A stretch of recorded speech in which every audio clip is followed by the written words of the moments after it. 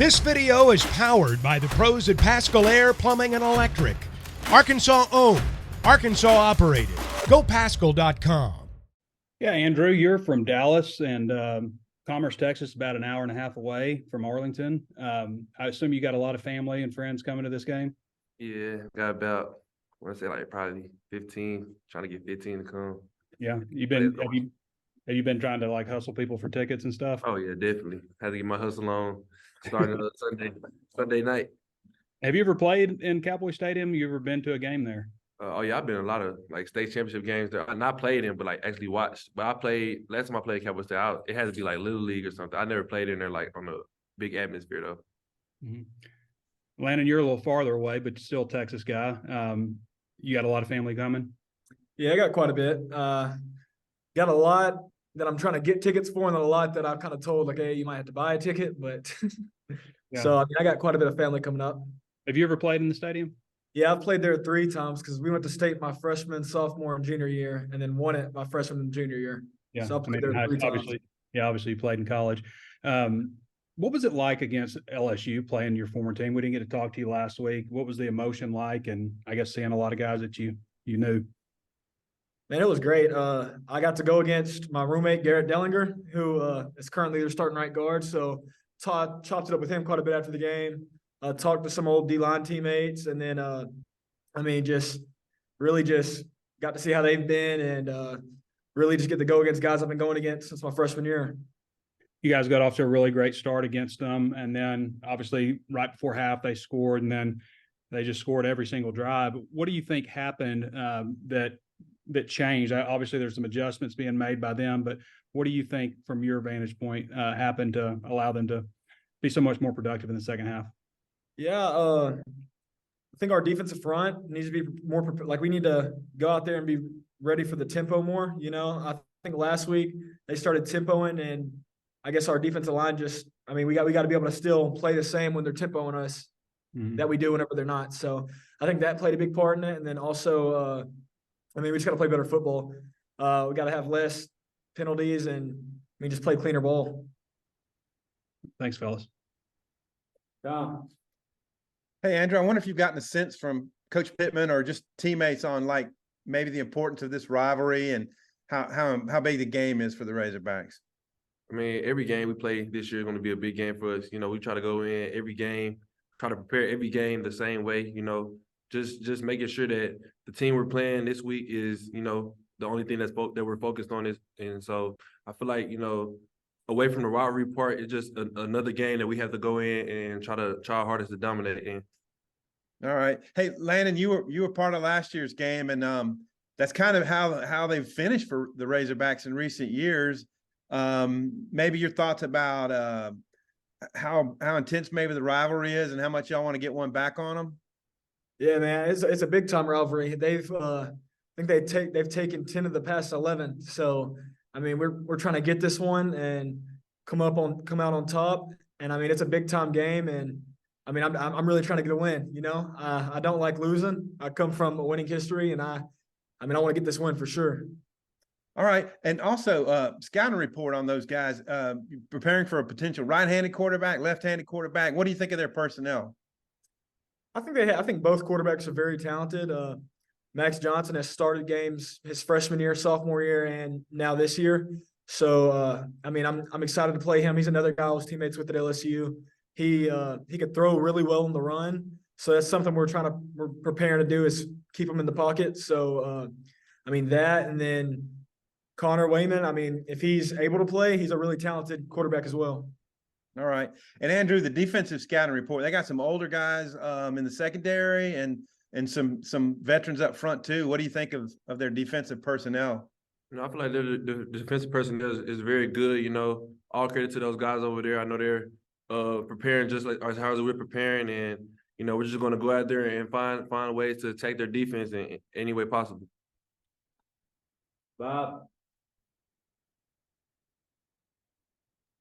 Hey, Andrew, you played at Texas A&M Commerce, which I guess is kind of like the Aggies, younger brother or something. Yes. I had a A&M guy tell me that A&M recruited you pretty hard too. What's it like for a guy who was started his career at Commerce to play, the big A&M And did A&M recruit you, and how much consideration did you give them?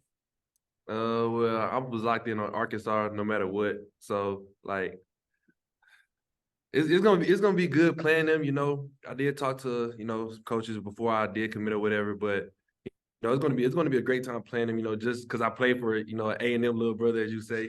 So it's gonna be fun playing. The big brother of commerce, I guess. Yeah, I didn't mean that disrespectfully. Nah, you good, you good. And then y'all both, Jayla was talking about this too. All you guys from Texas, everybody's trying to get tickets, right? So how competitive is it? And do you guys, I don't know, are there some tricks to maybe? Oh, I thought I was going to get those tickets, but this guy got them. What's that like during the week? I guess the competitiveness of trying to score as many tickets as you can. Man, I told my family, I told them on our family group chat, I got a guaranteed 4.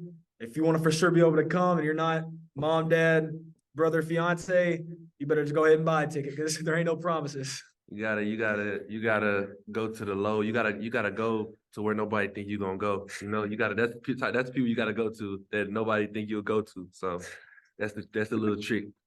So don't air this until I get the tickets. Well, I don't know. I don't have anything to do with that. But and then KJ's on the he got 77 touchdowns. I guess they call it accounted for, passing and running, and he's about to break the school record for that. Just what do you guys think? Andrew, obviously you haven't been around KJ super long, but what do you guys think about KJ? What makes him such a productive quarterback?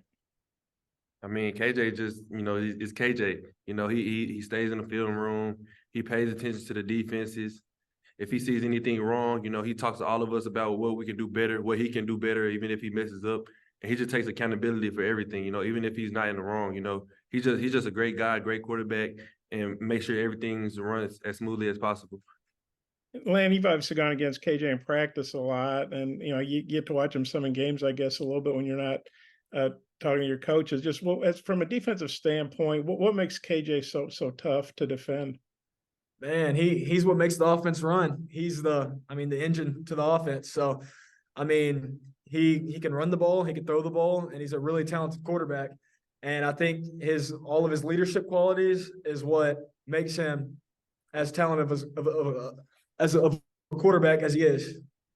I guess you don't get to hit him in practice, and nor should you. But what do you think makes him so tough to tackle? Because we've seen all these videos of guys bouncing off him and stuff like he's wearing armor or something. What do you think makes him so tough to bring down? Man, you would think he has eyes all around his head because, he'll get hit from behind and won't really budge. So, I think he has really good balance and really elusive.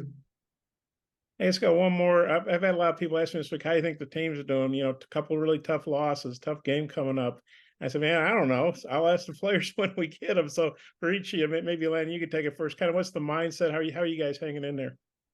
Yeah, we're just, really trying to stay together, that's the only way to bounce back from 2 losses is to stay together and, man, let's go get this game.